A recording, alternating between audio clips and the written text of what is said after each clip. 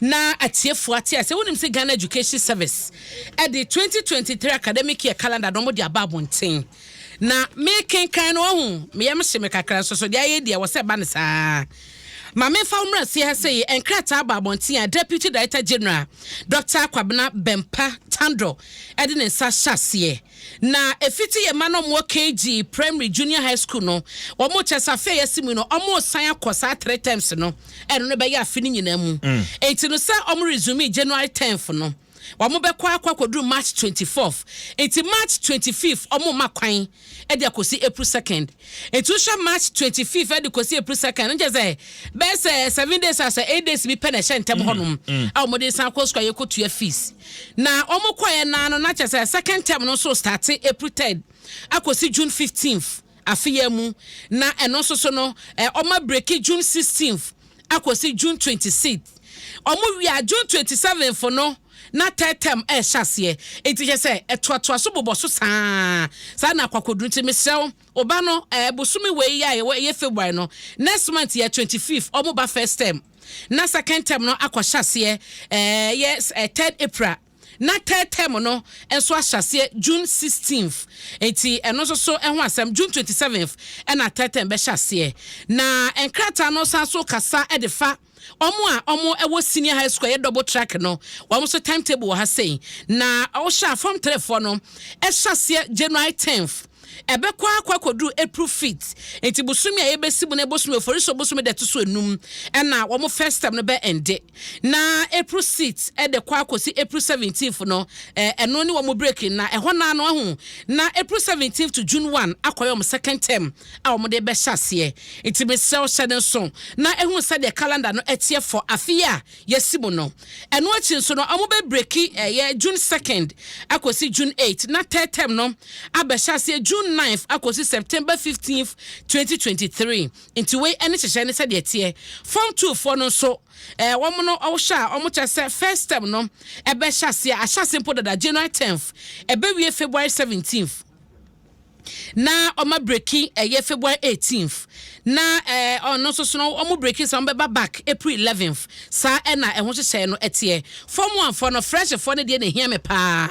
na fresh for no ye kase no omo be ko school bosunu ya ne de to so aduonu 20th February and on my first term no hyase e de akosi April 13th into omo be breaki April 14th e de akosi June 8th into form 1 for no kono mo ba April mo be san ko school June 8th sa na tie na omo kwasate omo second term no June 9th 2023 e de akosi August 10th na omo breaki August 11 e de akosi September 17th na third term no hyase September 18th akosi November 30th etimesel say na academic calendar no etie enti wo hye primary honum ne de aboboso pa wo se ho na yetua fees no enti ho de momo amo ho endafa mu sasa ni han wo mpa we no mo koi na mo ba match pa 25th ya April 3rd omo san koye ko tua fees ni tua no be na otwumi ni ye asiagu omo sua wie enti omo ko second term na April 3rd ye san tua na June 15th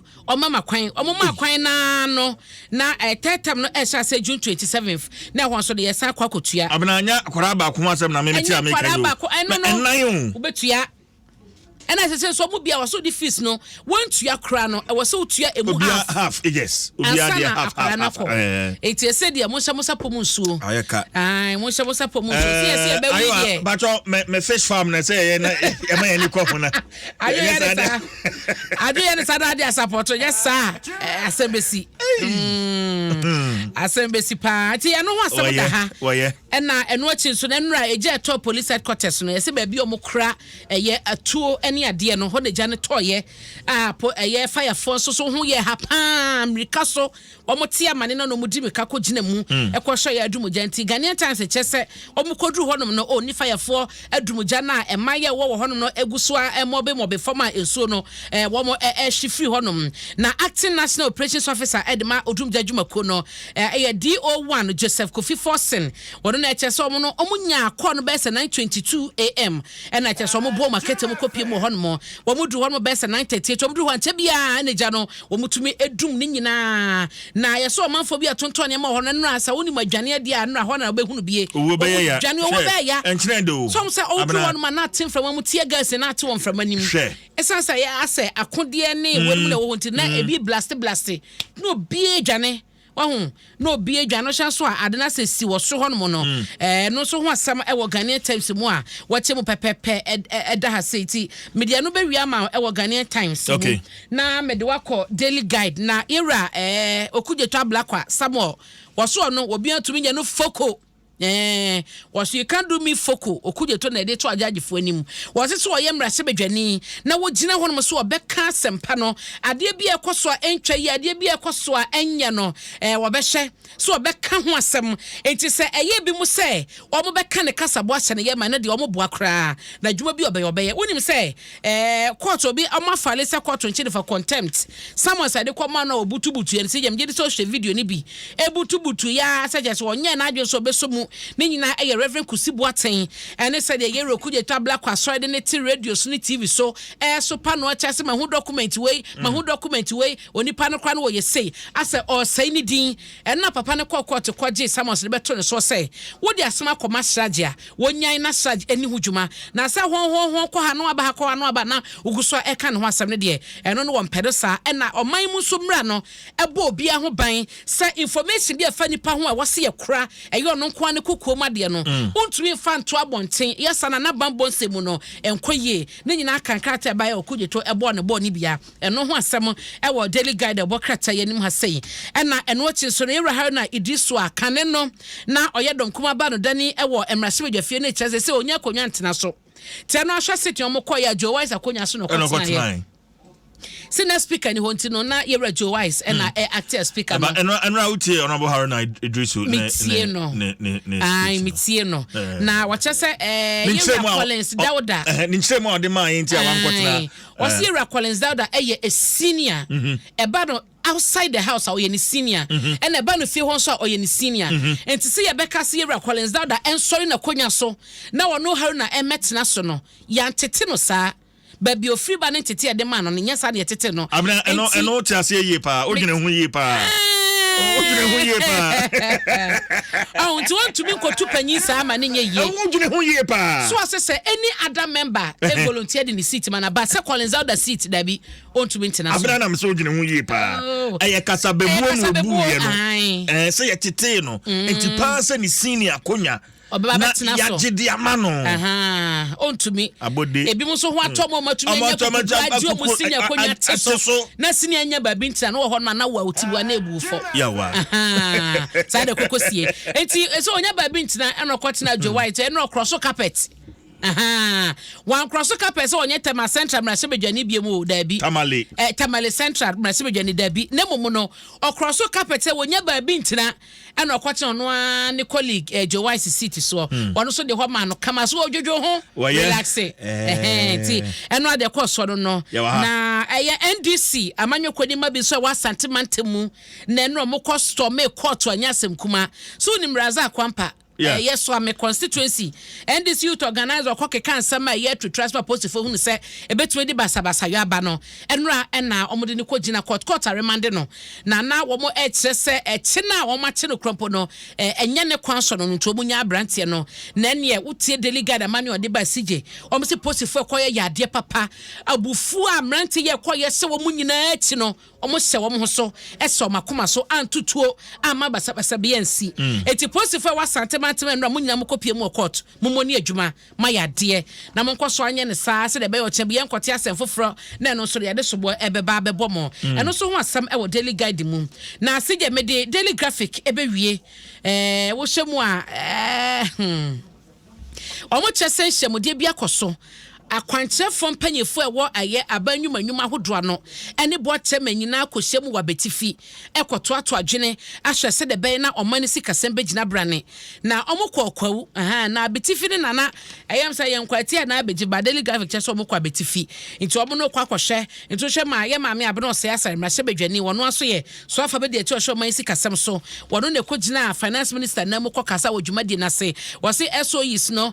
state enterprises ni ade no mudwumadi omudie no yo mo hye so mo bebo dwumaden na edi sika ba omani mu san so omani nkomra nyina no egina sika nketenkete a ebo aboba no nti dwumadie no hwema nipa ekoye ne nya nipa ketwa no so ho asem wo daily graphic de bokrata yanim nti CJ so na me gina na me dem de ba nyina no me de asi na me yesi awanse na ni hwekra no ya oposaposa ne nsem kakra nti se me sorry na birthday wo hoedie na wase me bubo so tewtewansa na masori eti glorious happy birthday enkoma mama Dora adro wodan soman ma Dora ene ewa woda na happy birthday sonko enkoma wo na me mame Grace Apenten na every happy birthday no was ba de nsem hia hodin kwatenten na edema wo na enra ye boso na so nyame adoma ochena na ye mami na woda no owura Dorado dodo na fe no mama Dora dan soma wo nyambo ochena odi 90 years itebeka say hip hip hip hip hip hooray 90 years yenye easy o pa ya me bo ne se medi 90 ni bi Adom 90 years Adom no e bi entomi so amen amen na yenyini ehu ye nananom ene nana nkanso ni nyina enti mama wo birthday ni nyambo cha bekoso page se ben sakaman junction hono ma ti oba kofi ansa ne waseba owrire comfort ansa ene wo nananom nya busuafo a omaba nyina afi Canada na abeduru Ghana han mo bedi birthday no enti birthday ketwa enti nyambo wo chena de ampaye bedwa wo page se ben sakaman junction enti mama wankasa waseba Grace Apenti wo kolebu and Adom FM so I wish you a happy birthday mommy we love you so much and I tap into your blessings abna because me do ani biba Big Joe organic foods in fact any package you know one say atro ho Adom FM morning show Eba bono enche bi ebe set it's Big Joe organic foods our community 7 tema iyanokwe ena ye penya wada no abakede ebe dia fili metwen yan metwen pa wa ba na yimfoni me de mfoni de me yade na CJ happy birthday so nkoma Grace Mitawa Budu dodo na friend Ama Rasta ama nyamisha no onyo kese wate ena ye wawoda enjoy your day wakoma so ade wani so ade hunu bia no obade no ema no mramu mawo na sanya bo chan 11 fi ena ye wawoda no na eyadom kwa na yesre ede mawo we efri yeyankasa anima dabi ene abusua ni nyina ne ayonkofo ni nyina ena every so happy birthday eti Mitawa Budu enjoy your day to the fullest na enjoy the style bi na Eric Uswamponsa ewo enfrifri Mantebo Central Region so we say mama Dora a happy birthday eti ono so de eno no na ye nua bema Iris boko abna boko Iris Oforiwa dankwa ene na woda our Ghana Standards Authority Iris Oforiwa dankwa na ewa woda Iris nyamisha onyo kese onto nkonam akoma so ade wani so ade hu nyina no Japan abusua no ese en wish happy birthday ema no na nyame enyo kese ena ye bishop birthday o ye driver bishop yes ampa amani e obe block kwan no she wasa na nwumre no exactly 4 p.m. no 9 obe block kwan no wani ma bishop street carnival ye osi block and wa kasa men kanchiro say wa ma the bishop street carnival osi wa block her 4 p.m. wa block kwan happy birthday bishop amen champion driver bako and then but mo wish me birthday na nya me birthday o me birthday na last week say open when Na last week Bishop. Happy birthday. Me am boa no ya block kwan nti yesem awia no nan mo am betwa mo multimedia ni ma no. Monka hu say baba na ya block no. Esan say Bishop edi na woda. Na CJ me di wo wie die me sori anesa. Enti no Big Joe Foods a wo community 7 tema. Big Joe yedwuma oyeduane bia bio. Wache fufu. Medini ni ane ni nya. Tese aduane bia Big Joe yebi. Papa bi. Dokono pa. Wa uti no santemu atu say yes. Big Joe and esa aduane ni nyina. Enti upaduane papa didi a. Ono so ofre na order nyina woje. Order nyina woje nti se. Ya de ne nam kwaso tema. Nam kwaso ba tema o. Shi. Ya na me pesito bebre nti me de ne kai na efa ma sheto no no so. Kanzo ni bi so ho a. Bishop and I wa happy birthday to CJ me das nyame hira o. Enwum bi wa ha me de beja wo kwan. Oh, ene ma me ntwen. Ya botre. Me das